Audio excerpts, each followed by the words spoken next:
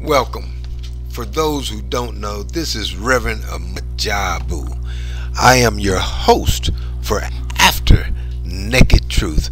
You will be able to find us right here on the Wit on Wednesdays from 8:30 to 9. We will be talking about the truth, the whole truth, and nothing but the truth. The truth in African society was known to be an impeccable dresser. The truth would walk and be envious of a lie. The lie would chase the truth. The truth, walking in the African sun, got hot. The heat made the truth look for a way to get cool. The truth found a pond and started to think about skinny dipping, getting in that water and getting cool. The truth took off his clothes, got in the pond, and started to get cool. What the truth did not know was he was being stalked by a lie. The lie, who was envious of how well the truth dressed, snuck up and stole the truth's clothes. Truth saw that lie running down the road. The truth jumped up out of that pond, and what we had was the naked truth chasing a well-dressed lie. I'm here to tell you that there are still some well-dressed lies that are going on here in this country. And this show will be X-rated. We will take the well-dressed lie and strip it down to the naked truth. So if you are afraid of the truth, you can't handle the truth, then get out of the room. Or if you got somebody in the room that can't handle the truth, get out of the room now, because this show will be X-rated. The truth will not have on any clothes. Let's talk about some truth here. Today I want to talk about a couple of things that have been in the news that really needs to be discussed in length. And I'm going to talk from an American perspective as a black man. Recently, this past weekend, Donald Trump went to a church in Detroit. It was an African American church. At that church, Donald Trump said quite a few things. And some of the things that he said, I think bears listening to. We saw people, African Americans, in the church, and we saw African Americans outside the church. The African Americans outside the church were protesting Trump being in the church. Now, what sense does that make? As much effort as people make to get people in the church, they get Trump in the church, and you want to protest? Lord, help me today. See, one thing that Donald Trump has done in this election, which I thank him for, is that he has shown and told the world that if someone is going to be president of the United States of America, they have to have the black vote. Hillary cannot win without the black vote. Donald Trump has let it be known that he wants the black vote because he knows that he cannot win without the black vote. So he went to a church and he said, for centuries, the African American church has been the conscience of this country. So true. He said the African American faith community has been a one has been one of God's greatest gifts to America and its people. So true. Where would black people be without the church? It was at the church that we plotted our freedom. It was at the church where we prayed to our God to give us justice. And so now Donald Trump has gone to the church and people are outside protesting. What is it that Donald Trump can say that we need to protest? If we are playing the game of politics, then we understand that politics is about what somebody can give to you. It ain't about loyalty. No permanent friends, no permanent friends. No permanent enemies. If you look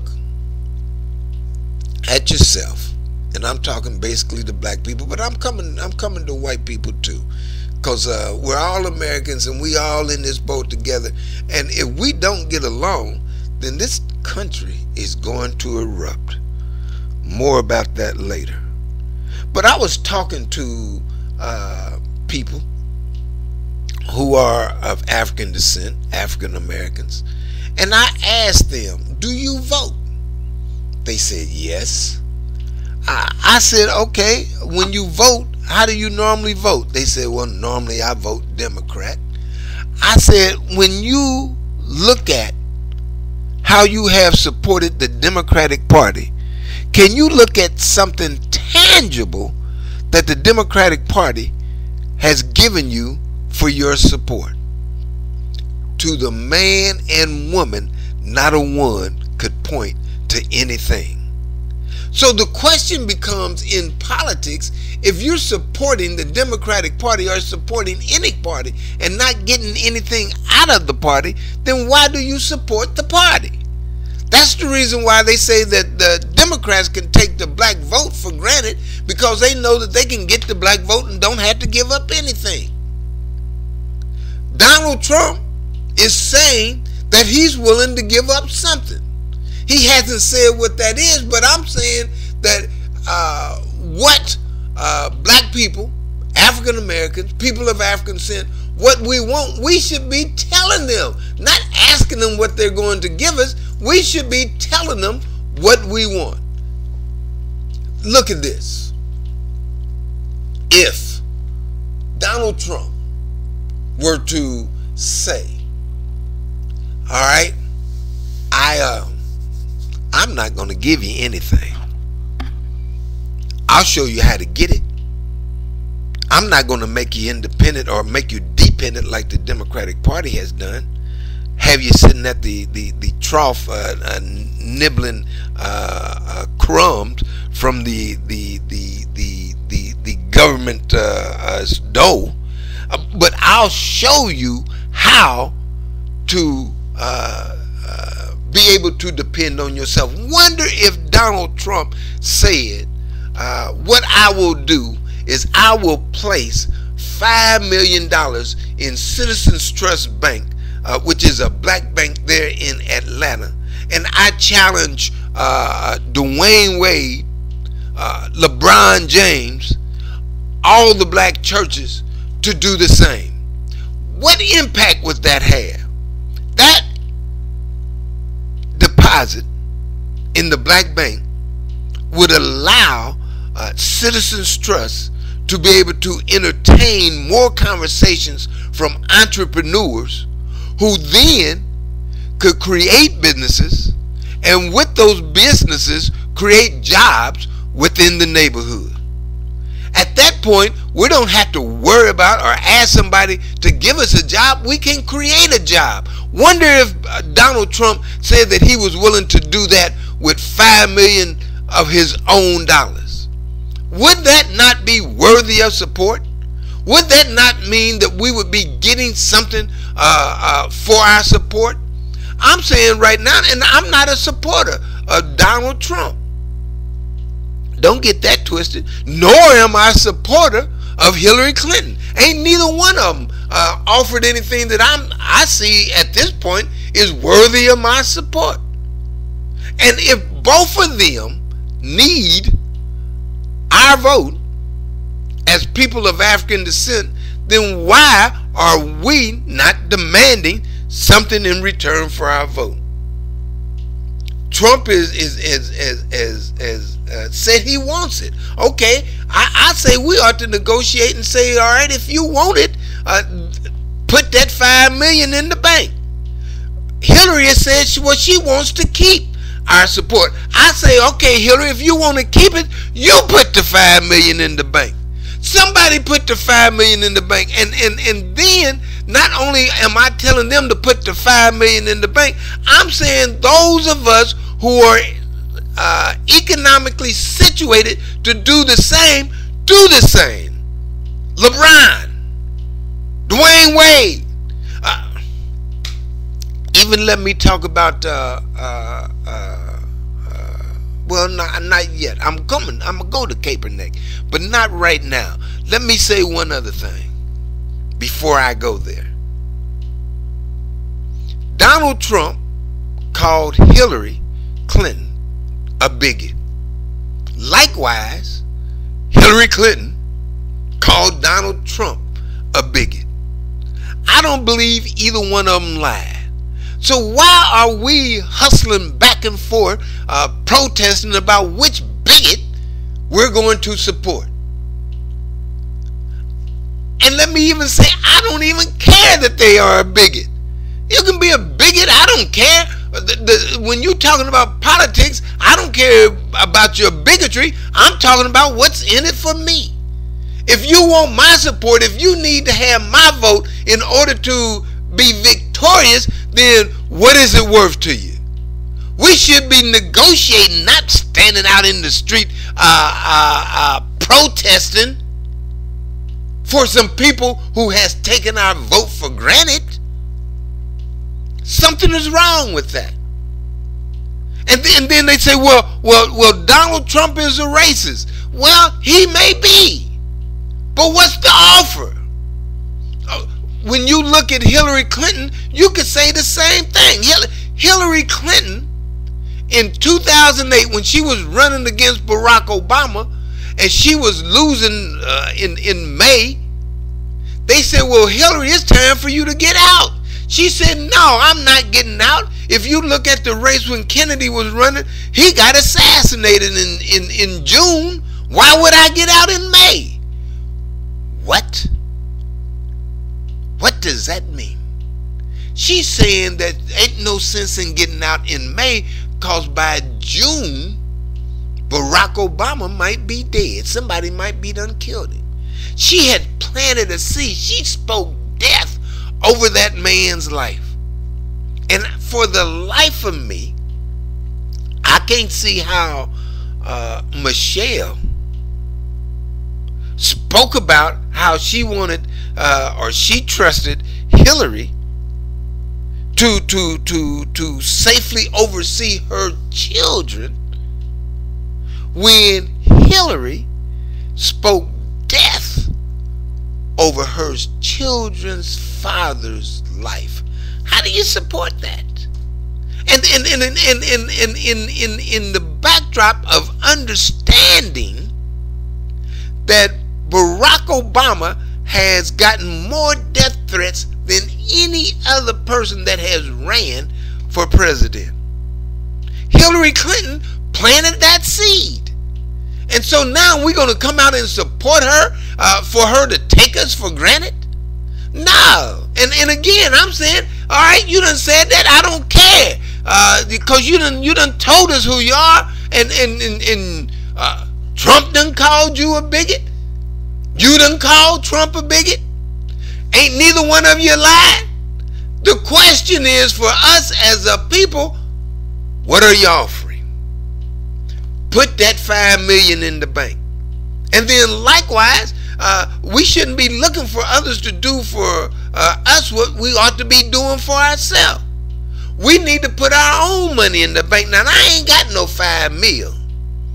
But I did put something in the black bank to try to help to shore up that bank so that entrepreneurs can go to that bank, get a loan, create a business, and provide jobs within the neighborhood.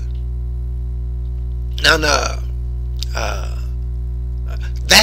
Donald Trump. So my position on that is that we as a people shouldn't be concerned about who's the bigot.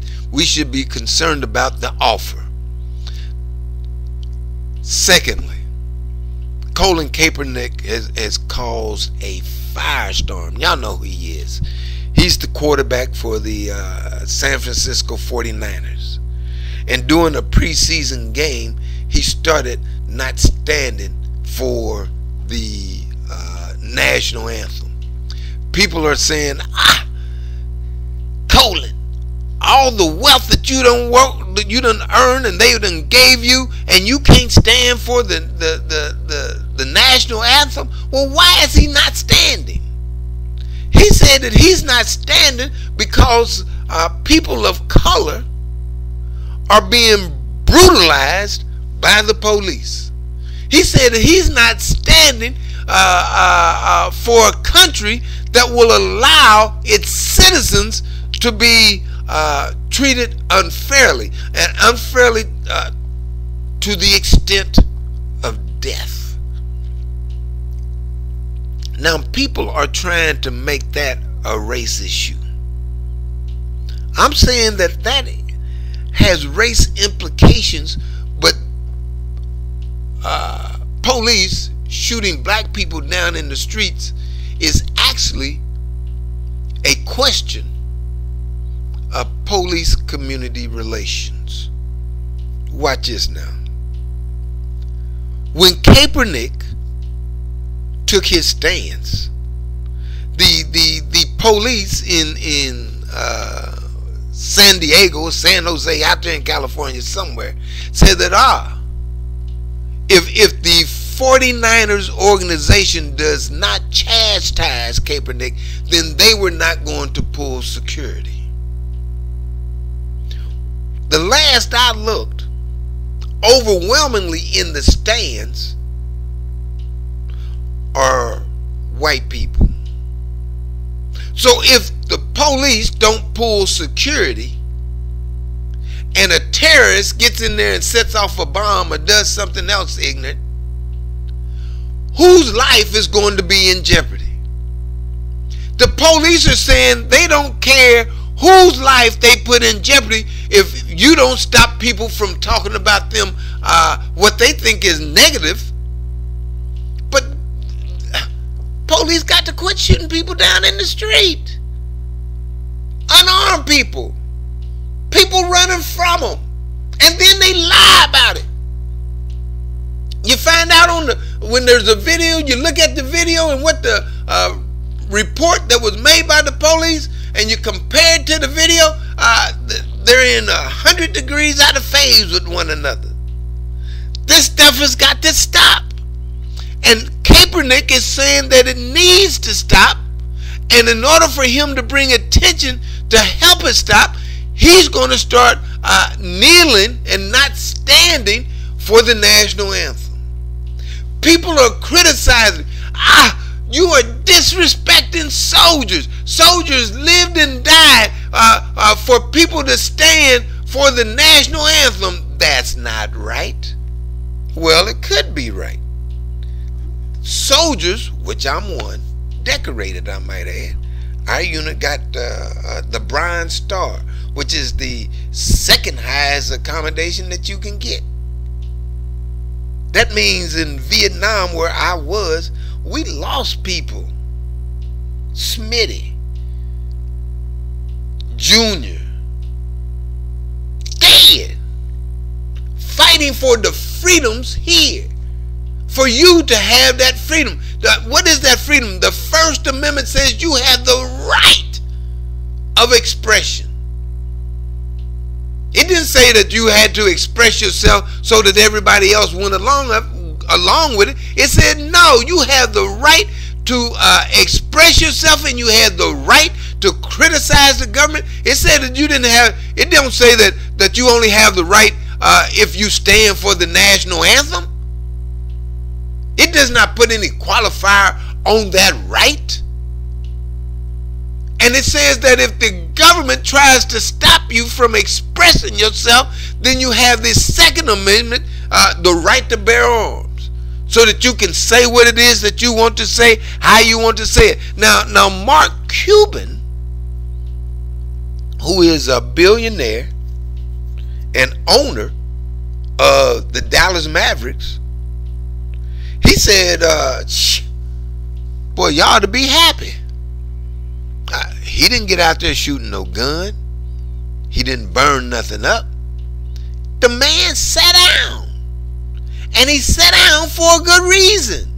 He sat down because the police community relations are afraid, especially within the communities of African descent or the African American communities. Afraid. And if it's not addressed, you think you got a problem with ISIS. See, at veteran of African descent, that African American veteran went to Dallas and he killed several police officers. Tragic. In America, you got to understand that there is a sizable amount of people, black and white, who supported what he did. They didn't want the loss of life, but they want the loss of life to be stopped at the hands of the police, so that the people do not have to stop the loss of life by taking the lives of the police. The Constitution of the United States says that if the government becomes tyrannical, which means that it does not recognize your rights, then you have the right, no, you have the duty to stop that government from governing. We should not let it get to that. And Kaepernick is saying he does not want it to get to that. His position of kneeling instead of standing for the national anthem is actually an act of love for this country. He could have done it another way. But as Mark Cuban said, he decided to sit down or to kneel. I'm saying that veterans fought, we fought, yeah, I'm a veteran, so that people's right to freedom stays intact. It is an honor for Colin Kaepernick to have the courage to exercise his rights under the United States Constitution. Now, there might be some who disagree with the way he exercises his right, and that's okay. But you should not stand in the way of his exercising his right, because that is the reason why veterans lost their life, so that he could exercise his right. Now it seems, and again, that's not a race issue, even though it has race implications, because it seems like that when a black person exercises their right, then the police want to say, okay, they're going to pull security from everybody. Look at Beyonce.